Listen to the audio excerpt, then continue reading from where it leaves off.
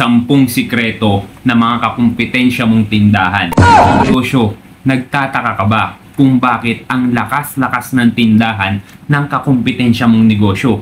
Parehas lang naman kayo ng tinitinda. Competitive naman yung mga presyo ng mga produkto mo. Pero bakit ganun? Sa tuwing titingin ka doon sa tindahan niya, para bang hindi napuputol ang customer? Tuloy-tuloy ang pasok ng tao. Samantalang yung tindahan mo hanggang ngayon, dinadaan-daanan lang ng mga customer mo.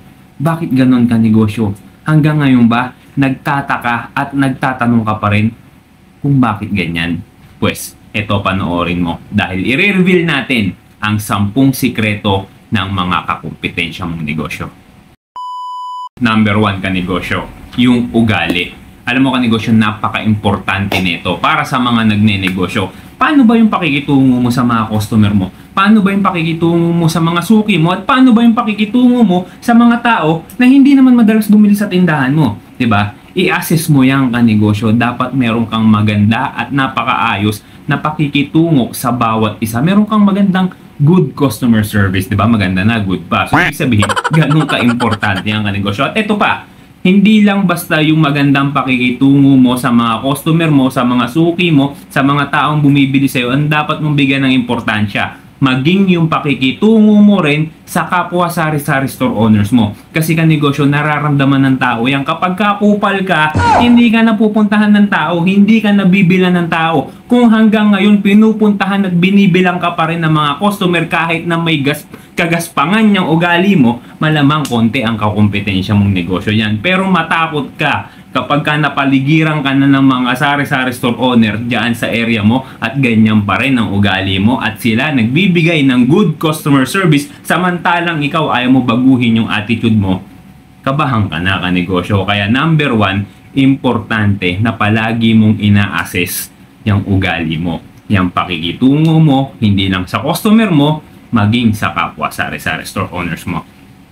Number 2, yung availability ng produkto diyan sa loob ng tindahan mo. Palagi bang available yung mga produkto na hinahanap ng tao sa tuwing pupunta sila sa tindahan mo? Kapag ka hindi yan available at hindi nila nakikita yan sa tindahan mo, siguradong lilipat yan sa kabilang tindahan at maghahanap ng mga tindahan kung saan available yung pangangailangan nila. Kaya dapat siguraduhin mo ka negosyo na sa tuwing may customer ka na pupunta diyan sa tindahan mo, dapat palaging available yung mga hinahanap nila. 'Di ba? Kasi kapag ka ikaw naman sari-sari store owner ka at matagal ka nang nagtitinda, 'di ba? For sure makakabisado at makakabisado mo kung ano yung palaging hinahanap ng mga tao sa tindahan mo at dapat palagi mong naibibigay sa kanila yon, 'di ba? Palagi mong dapat yan available, sisiguraduhin mong available dapat yan palagi sa tindahan mo kasi kung hindi, kabahan ka na ka negosyo dahil siguradong matatagpuan nila ang ibang tindahan kung saan nila makikita yung hinahanap nila. At ano pa ka negosyo? Dapat yung uniqueness ng mga paninda mo. Ano ang kaibahan ng tindahan mo na hindi ino-offer sa kabilang tindahan? Sa madaling salita ka negosyo, ano yung mga produkto diyan sa loob ng tindahan mo na hindi matatagpuan ng customer mo kapag ka lumipat sila sa kabilang tindahan? Dahil yan ang mga produkto na babalikan ng mga customer mo diyan sa tindahan mo. Kahit sabi mo na minsan kasi 'di ba tayo hindi nakakapamili, lalo na kunyari ganito nag-uulan. Oo, paubos na yung mga paninda natin. Pero since napakalakas ng ulan, hindi tayo makapunta sa wholesaler natin. So wala tayong magawa. Nakatambay tayo sa loob ng tindahan. Kulang-kulang yung mga paninda natin, 'di ba? Minsan talaga may mga ganyang klase ng pagkakataon eh. Pero kapag ka meron kang unique sa tindahan mo na hindi matatagpuan ng mga customer mo doon sa kabilang tindahan, ayaan ang magiging pinakamalaking advantage mo ka negosyo pagdating sa mga paninda mo. Dahil wala silang makikitang ganyan sa kabila. Tanging sa loob lang ng tindahan mo makikita yung ganyang klase ng produkto. Kaya sa ayaw man o sa gusto ng mga customer mo, dyan at dyan sa loob ng tindahan mo, pupunta yung mga paa nila dahil dyan lang nila mabibili yung kailangan nila. Ano yung unique sa tindahan mo ka negosyo? Isipin mo yan. Dapat meron kang ganyang klase ng sandata sa tindahan mo. Meron kang sorry.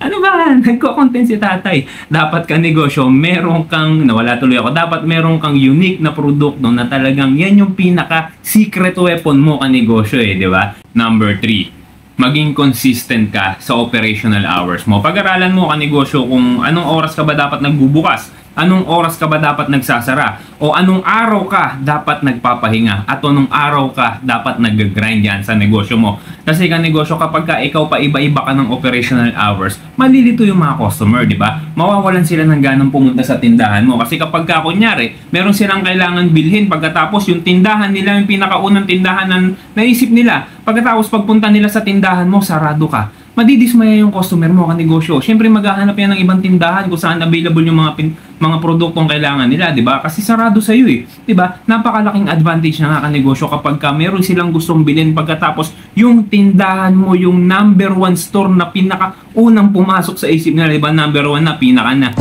'Di ba? Yun yung pinakaunang pumasok sa isip nila, yung tindahan mo, 'di ba? Napakalaking advantage niyan negosyo, kaya dapat wag na wag mong hahayaang mawala yung mga ganyang klase ng pagkakataon. Hindi ko naman sinasabi negosyo na dapat palagi kang bukas sa lahat ng oras. Kung marami kang katulong sa bahay mo, napakalaking advantage para sa inyo yan. Pero kung ikaw lang mag-isa o dalawa lang kayo ng asawa mo nagpapalitan, piliin mo lang yung mga talagang productive hours na dapat sigurado kang bukas yung tindahan mo. Halimbawa sa umaga, yan, ikaw sa umaga, pagkatapos sa tanghali, patay ang oras. So magsarado ka sa tanghali, magbukas ka ulit ng alas 3 o alas 4 ng hapon. Pahinga ka, yung asawa mo naman pagdating sa ganon, 'di ba? So magsalitan kayo, mag-usap kayo ng asawa mo or ng partner mo. Pag-aralan nyo ng mabuti ang kanegosyo. Kung nakikita nyo naman na buong araw malakas, umaga, tanghali, hapon, gabi malakas, kung kaya nyo magbukas ng ganyan sa buong araw, edi gawin ninyo. Pero kung hindi, wag na wag ninyong ipagpapalit yung pagpapahinga ninyo sa mga oras na dapat nagpapahinga kayo. Isipin nyo na mabuti kung kakayanin nyo ba o hindi. Kapag kakayanin nyo, go. Pero kapag sa palagay mo, hindi nyo kaya, huwag nyong gawin kanegosyo. Palaging mas importante yung kalusugan natin kumpara sa pera. Tandaan nyo yan. Number 4, yung disenyo ng tindahan mo kanegosyo or yung setup mo. Baka mamaya kasi yung mga tao kaya ka dinadaan-daan ng kanegosyo kasi napakadilim ng tindahan mo. Kapag ka dumadaan sila, hindi nila napapansin, uy, may tindahan pala dyan. Oo, matagal nang may tindahan dyan. Ano ka ba? Halos mag-iisang taon na. Ay, hindi ko napapansin. Dilim kasi sa area mo eh. Di ba? Maglagay ka ng ilaw negosyo. Pagkatapos yung mga paninda mo, iharap mo sa tao. Kapag ka talagang medyo papasok yun, kasi di ba may mga ganun tindahan eh. Yung papasok, yung pinakatindahan. Kung kaya mong ilabas yung mga paninda mo, maglatag ka ng lamesa doon sa madadaanan talaga ng tao, gawin mo kung po pwede, di ba? Pero kung hindi, siguraduhin mo na pupunuin mo ng maliwanag na ilaw yung madadaanan ng tao at maglagay ka ng signage.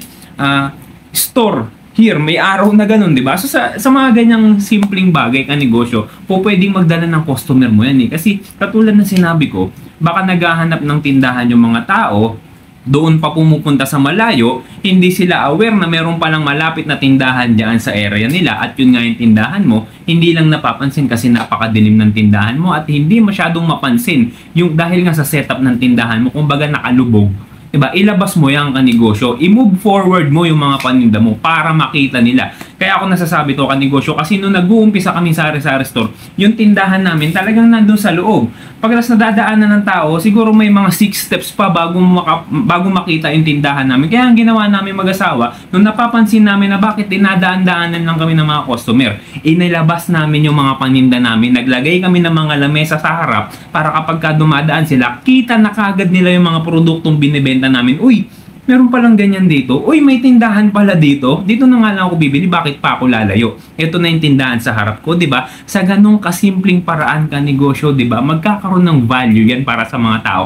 Imbis na maglalakad pa sila ng napakalayo, diyan na lang sila hihinto sa tindahan mo kasi ganon din naman eh. Kung ano yung bibili nila doon, mabibili rin naman sa tindahan. Bakit pa nila kailangan lumayo, di ba? Ang problema nga lang negosyo, dapat siguraduhin mo na nakikita nila yan. Siguraduhin mo na sa tuwing dadaan sila sa harap ng tindahan mo, mapapansin nila yan. Ganun lang kasimple negosyo. Mga simple solution, di ba, na sinasabi ko. Kaya, importante na dapat yung setup ng tindahan mo, siguraduhin mo na talagang magpapapansin ka sa mga customer mo. At number 5 negosyo, yung presyo, syempre. Siguraduhin mo na dapat competitive yung presyo ng mga produktong tinitinda mo kasi kung napakarami nyo ng Sari-Sari Store dyan sa area ninyo, pagkatapos napakataas ng presyo mo, siguradong hindi ka pupuntahan ng tao. Siguraduhin mo negosyo na yung presyo mo hindi naman doon sa talagang napakataas na hindi na yan ma-afford ng tao At kapag ka tinaas mo yung presyo mo kasabay ng pagtaas ng kilay nila, ibaba mo ng bahagya yan. At kapag ka binaba mo naman yung presyo mo kanegosyo, siguraduhin mo doon mo lang siya ilalagay sa presyo na hindi ka naman malulugi. Hindi ba? Ganun lang ka negosyo, doon ka lang sa boundary. Kung maaari, sumabay ka doon sa presyo ng ibang mga tindahan. Pero kung nakikita mo naman, yung mga presyo nila sablay, sobrang baba, bayaan mo sila. Basta ikaw, ilagay mo yung presyo mo sa kung saan alam mong kikita ka at alam mong hindi ka malulugi at alam mong hindi mataas at hindi rin ganun kababa. Yung hindi pamigay ka negosyo. Ganun po ang magpresyo ng mga paninda. Kapag ka mayroong mga tindahan na napakataas magpresyo, pabayaan mo sila. Kapag ka mayroong mga tindahan na napakababa magpresyo, pabayaan mo sila. Basta ikaw, dapat kapag nagpresyo ka, doon sa hindi ka malulugi. Mga kanegosyo, sa ngayon 5 po muna at masyado na mahaba yung ating video. Lalagyan na lang po natin ng part 2 ito. So kung umabot ka hanggang dito sa dulo ng ating video, ibig sabihin gusto mo yung ganitong klase ng mga usapan. Yung usapang negosyo, usapang sari-sari store tips. Kaya pakiusap lang kanegosyo, kung hindi ka pa nakafollow sa aking Facebook page, click mo na yung follow button para laging updated sa mga videos na ina-upload ko. At ganun din po sa aking YouTube channel, mag-subscribe ka na kanegosyo. Yun lang, maraming salamat po sa inyo.